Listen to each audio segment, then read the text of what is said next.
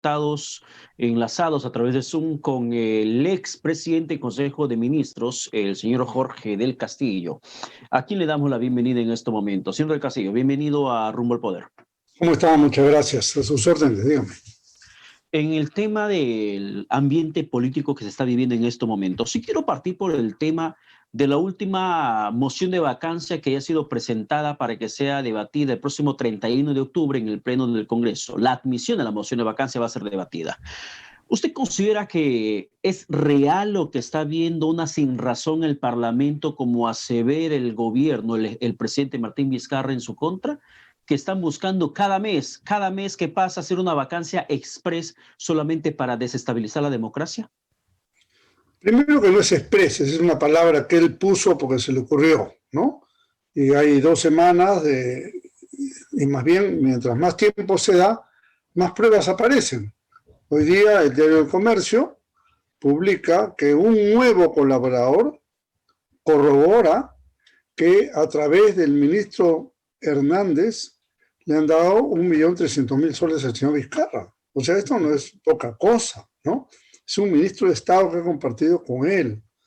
Y yo no sé si ese señor será colaborador o no, pero hay una tercera persona que está confirmando cómo le dio, cuándo le dio, dónde le dio y por qué le dio, ¿no? Sí, Entonces, pero además estamos hablando, señor del Castillo, de alguien que ha compartido Consejo de Ministros con Martín Vizcarra cuando este era ministro de Transportes y Comunicaciones. Ha compartido región en Moquegua porque además se conoce ya en sus tiempos de la amistad que tuvieron cuando incluso Hernández era el contratista supervisor del hospital de Moquegua y que había sido justamente designado por el gobierno regional de Martín Vizcarra.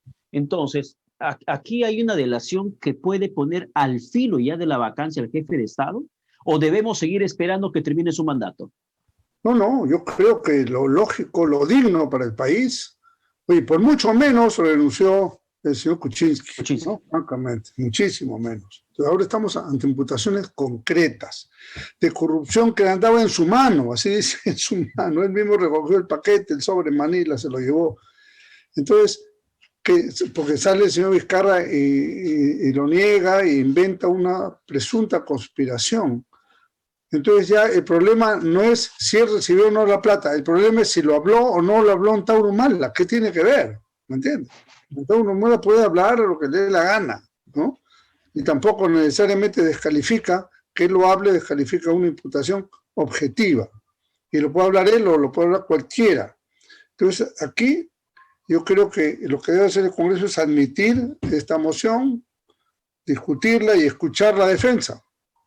Porque la vez pasada enredaron el tema de Richard Swing, pero Richard Swing ya es una cuestión de niños junto a esto, pues, ¿no? Sí, lo de Richard Swing parece una nimiedad, una nada en realidad, frente a un tema de presunta recepción de coima. Pero además, no solamente presunta recepción. Sí. Pero en el tema, por ejemplo, del presidente Martín Vizcarra, no solamente es la presunta recepción de la coima, porque una cosa es que vaya a la empresa, te toque tu puerta, te ofrezca la coima y tú verás si lo aceptas. En este caso es la petición también que el jefe de Estado directamente habría hecho para el tema de las coimas. La petición que él hace siendo gobernador y la cobranza que él hace siendo ya vicepresidente y ministro de Estado. O sea, mira, está utilizando la coacción de su cargo público, ministro de Transportes, para cobrar un saldo. Entonces, la reflexión del empresario, según se ha publicado, si no le pago, entonces va a malograrme los contratos que tengo con el Estado. Entonces, mejor le pago y sigo trabajando. Entonces, realmente fue un chantaje. No es que vino alguien y le ofreció una coima y él aceptó. Él chantajeó al empresario de ICSA para que le dé la plata. Así que, como vemos, estamos en una situación sumamente delicada. En el primer caso, ves ¿cómo se llama? Richard Swing, ¿no? El tipo la imputación no solamente era el tráfico de influencias o esta movida que hizo, sino la mentira absurda. Ya basta la mentira para descalificar a un presidente. Un presidente no puede mentir. Ahora, si esto pasamos a este segundo caso, que es mucho más grande, no solamente repite la mentira abiertamente, sino niega los cargos objetivos, ¿no? Pero el presidente anda buscándose un enemigo contra quien disparar, a quien hacerle piñata para que pueda justificar la pretensión supuesta de querer dejar sin efecto las elecciones del próximo 11 de abril, porque ahora se le emprendieron contra UPP. Bueno, pero nadie ha hablado de postergar las elecciones, eso también es otra patraña, ¿no? Él ha dicho, Acción Popular y APP me han pedido, bueno, que den los nombres, no dan los nombres. Entonces maneja su novelita para distraer la opinión pública. Acá el objetivo, y donde hay que buscar soluciones, es lo siguiente. Vizcarra debe salir o por vacancia o por suspensión, que es otra forma que la Constitución permite. Suspendido en el cargo hasta el final. Seguirá siendo presidente, pero nominal, porque está suspendido. Tiene que asumir el que corresponda. Entonces acá hay un temor. El temor es, el que le corresponde es el presidente del Congreso, el señor Merino. Entonces va a ser un gabinete del Congreso. No, yo creo que más bien debería aclararse que el Congreso no se mete en la conformación del gabinete, ni un congresista en el gabinete, ni uno solo. Lo que tiene que hacer el señor Merino, lo que tendría que hacer, es hacer un gabinete de un alto nivel de responsabilidad cívica y política, integrado por personalidades, no por miembros de partidos necesariamente, pueden ser o no miembros de partidos, no importa. Lo que importa es gente de comprobada trayectoria democrática, seriedad, y que su primera declaración es garantizar las elecciones limpias, porque Vizcarra, como está, así herido de muerte, no garantiza elecciones limpias. Él quiere que gane uno de sus favoritos, a los cuales los ayuda de una u otra manera para que lo protejan después. Sí, que por ejemplo, pero el presidente Martín Vizcarra, como usted bien señala y como le reitero, usa el argumento de la postergación de elecciones, que sería la pretensión de aquellos que intentan vacarlo, porque él ha mencionado incluso el día de ayer en su última aparición pública, y él en cada aparición pública aprovecha para que lance ese mensaje. Estoy seguro que políticos que defienden la democracia no permitirán pretexto para postergar elecciones. Bueno, por eso digo, el argumento. Por eso digo, quien lo reemplace a Vizcarra y el nuevo gabinete tienen que dar la primera declaración pública, de garantizar la realización de elecciones. Y no solamente cuando estén en el cargo, antes de. O sea, es más, los partidos políticos podríamos emitir una declaración conjunta de que en la eventualidad de que sea vacado o suspendido, los partidos, todos los partidos sin excepción, exigimos, demandamos y garantizamos la realización de elecciones en la fecha. Pero no solamente realización de elecciones limpias. Vizcarra no garantiza elecciones limpias. O sea, si eso no lo tenemos claro en la ciudadanía es porque hay un nivel de desconocimiento e ignorancia tremendo. Aunque él jure que sí. Él puede decir lo que quiera, pero él ya no tiene credibilidad. O sea, oiga usted, yo no conozco a Camayo, acá está la foto. No, eso no soy yo, puedo ser yo, un peritaje. No, esas son tonterías, francamente, ¿no? Salí por la tangente. Yo me quedo sorprendido del nivel de mentir, ¿no? Del señor Vizcarra. Ahora, en el tema del Congreso de la República, vayamos al tema parlamentario, que es donde se va a decidir finalmente si admiten esta moción de vacancia o no. En el tema parlamentario, señor del Castillo, ¿le preocupa a usted la posición anticipada ya de la bancada de Somos Perú y la del Partido Morado, que sin entrar a un debate de escuchar, de ampliar o de ver otras pruebas, como por ejemplo la que saca el día de hoy el Diario del Comercio sobre la confirmación de que sería José Hernández, ex ministro de Agricultura, ex contratista en Moquegua, también una persona cercana al presidente Martín Vizcarra, el que habría confesado que sí le dieron la coima para el hospital de Moquegua de 1.300.000 soles? Ellos, los congresistas, no quieren saber ningún debate y han dicho, tanto Somos Perú como el Partido Morado, que se van por la no vacancia y que solamente esperan que la Fiscalía haga su chamba. Bueno, ¿qué opina de eso? El Partido Morado, en la cual tiene invitados al señor de Belaúnde, al señor Gino Costa y otros, debería confiar en lo que dice el ministro Hernández, que fue ministro de PPK, con ellos precisamente, para empezar. Debería confiar. Pero yo creo que ellos se han atado una piedra al cuello. Se sienten los herederos de la votación o la simpatía que puede tener Vizcarra, que todavía tiene un alto apoyo en las encuestas, según parece. Pero eso ya veremos. Eso ya veremos. La gente puede no creer o confiar en lo que el presidente dice, no, yo no he hecho nada, la gente confía, no hay pruebas, todavía no está acreditado, no está corroborado, faltan elementos, lo que sea. Hay que enjuiciar. Cuando acabe el juicio, entre 4 años sabremos. No, todos esos son pretextos. Acá estamos ante un hecho político. Y el hecho político es que el Partido Morado, que ha incorporado a ministros de Vizcarra, obviamente, ¿por qué los incorpora? Porque es el partido de gobierno, pues. Hoy es el partido de gobierno. ¿Y la bancada de Somos Perú? Y la bancada, bueno, la bancada de Somos Perú no tiene ideología, ¿me entiendes? Somos Perú no tiene, puede estar aquí como puede estar allá sin ningún problema, ¿no?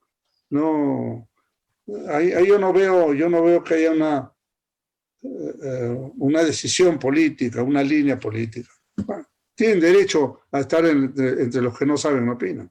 Ahora, dentro de toda esta situación que está atravesando, ¿cuán complicado podría ser para los congresistas escuchar la defensa del presidente Martín Vizcarra si de por cierto ya sale una prueba bastante lapidaria contra él referente a la versión del exministro de Agricultura, el señor Hernández?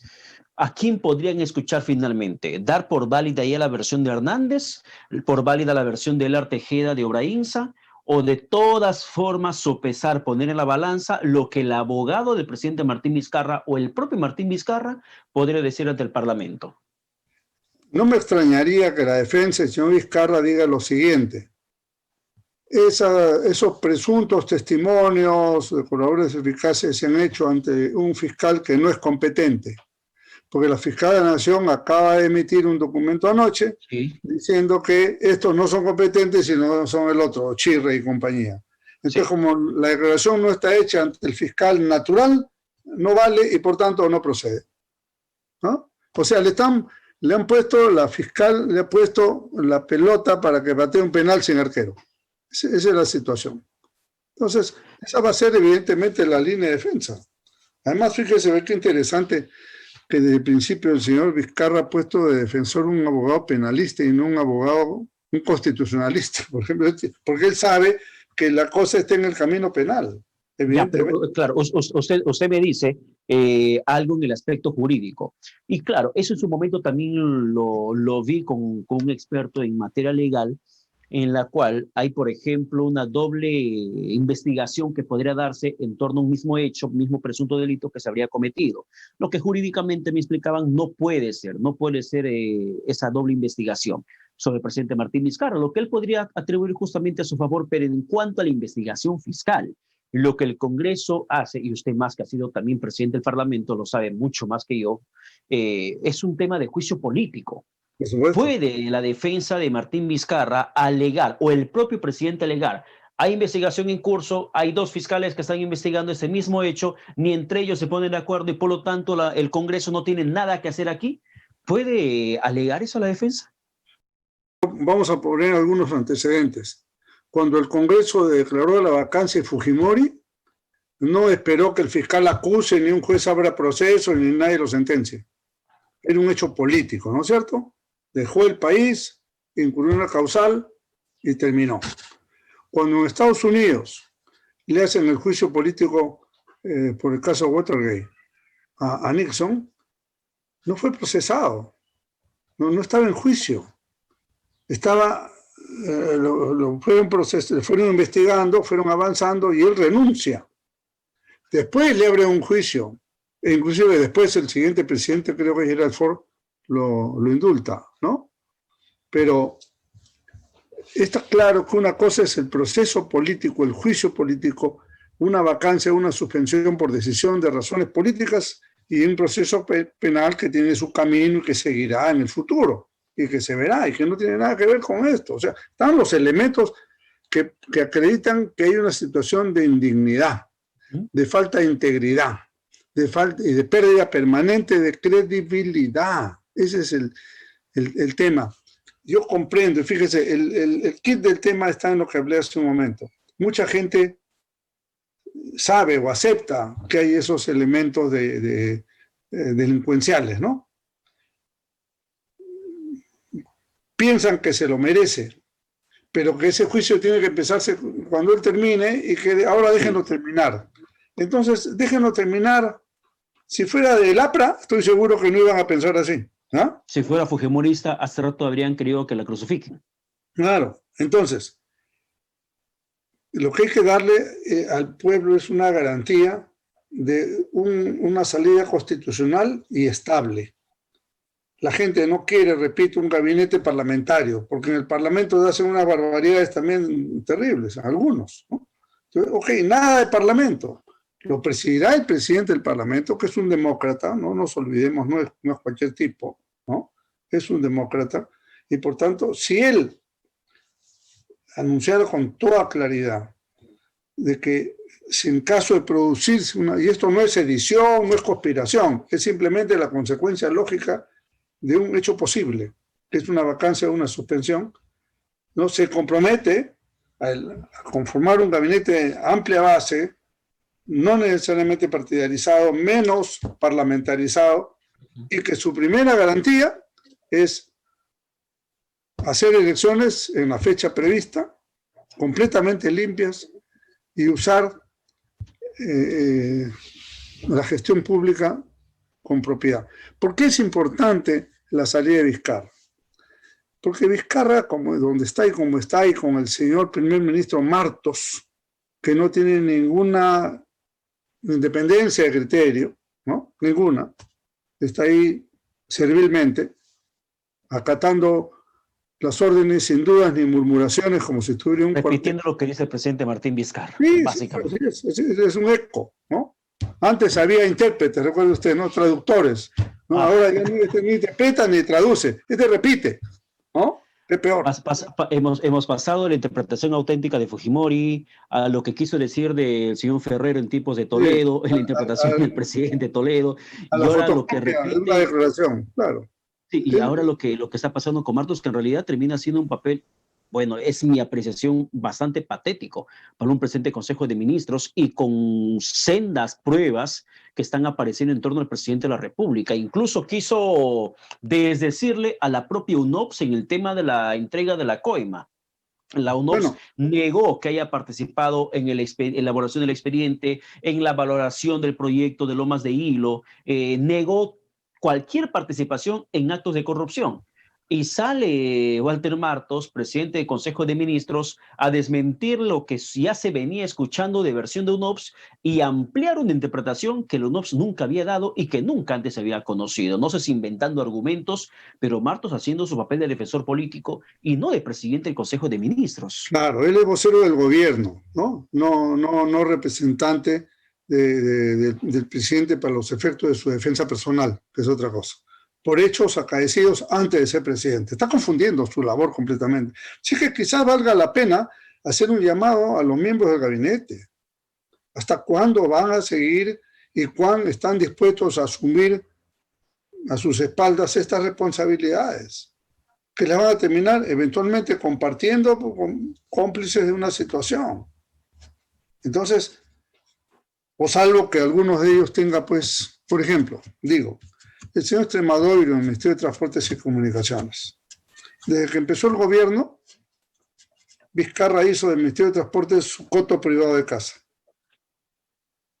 Se lo pasó a Edmer Trujillo, después se lo pasó a otro más que tuvo poco tiempo, y ahora Extremadura, que según la secretaria personal del presidente es su cajero. Su caja. Entonces, ¿qué hace ese señor ahí? Por decoro debería salir, salvo que quiera terminar preso después o enjuiciado. Entonces, me parece que en el gabinete, yo comprendo, yo soy el primer ministro y sé que cuando uno debe renunciar o no. Eso es una tradición en la política en general, ¿no es cierto? Yo recuerdo claramente su renuncia pública con el gabinete en pleno a raíz del tema de los petroaudios. Pero claro, da su paso al costado. Una publicación periodística, no se habría abierto investigación fiscal, pero sí bastó la investigación periodística. Recuerdo que aquella ocasión de Cuarto Poder con los audios, donde hay una mención clara y expresa a usted, al presidente, ese entonces Alan García, para que usted pueda renunciar. Y lo recuerdo claramente. Sí. Yo era muy claro, no había proceso, y más, cuando ha habido proceso, los acusados han sido absueltos. Sí. No. Entonces, yo iba a esperar 10 años de juicio para ver qué... No, en política uno tiene que saber tomar una decisión. Y hay una cosa de decoro. Si hay una imputación que puede involucrarte de alguna manera, entonces das un paso al costado para facilitar la investigación. Es más, el propio Vizcarra ha dicho eso, por ejemplo, de Miriam Morales, ¿no? Han renunciado para facilitar la investigación. ¿Y por qué no renuncia él? ¿Por qué le ¿Por qué no renuncia él? Señor Vizcarra, usted tiene que renunciar, no da más en este tema, o cree, o está esperando que la gente salga a las calles a protestar. La gente no sale por la pandemia, pero si hubiera pandemia, yo le aseguro que habría ya algunas protestas populares en las calles. Bueno, para terminar la entrevista, señor del Castillo, hablando de protesta popular, ¿es viable, por ejemplo, una reacción ciudadana tipo la de Chile, que en su momento se ha ventilado y se ha desatado, al extremo de que hoy se esté celebrando un plebiscito para definir si continúan con la constitución de Pinochet? ¿Es viable, ve usted próxima una reacción ciudadana de ese tipo como en Chile, que empuje al gobierno de Chile, en este caso de Piñera, al punto de poner en debate la continuidad o no de la Constitución y que sea finalmente una especie de consejo ciudadano, de convención ciudadana, la que elabore la nueva Carta Magna chilena? Aquí hay muchos que dicen nueva Constitución y cuando se habla de nueva Constitución se dice no, comunista, socialista, progre y muchos calificativos más que se pone cuando se menciona del cambio de la Constitución. ¿Es viable una situación similar en el país? No, yo espero que de violencia de ninguna manera, ¿no? Porque lo de Chile ya hubo una violencia exacerbada que nadie puede apoyar, destrozaron el metro, portaron pésimo. Pero el gobierno reaccionó políticamente y lo lleva a este referéndum para definir la Constitución. Yo creo que va a ganar el cambio de Constitución, no tengo ninguna duda, 70, 80% posiblemente de votos en ese sentido. Pero bueno, pero encontraron una salida política, ¿me entiende? A un momento crítico. Aquí hay que buscar la salida política y no esperar que las cosas se agraven. No esperar de ninguna manera reacciones ciudadanas en la calle cuando puede haber soluciones políticas, pero está empecinado Vizcarra en no moverse, en propiciar candidaturas que lo blinden en el futuro, orientando recursos públicos que va metiendo a la prensa por aquí y por allá.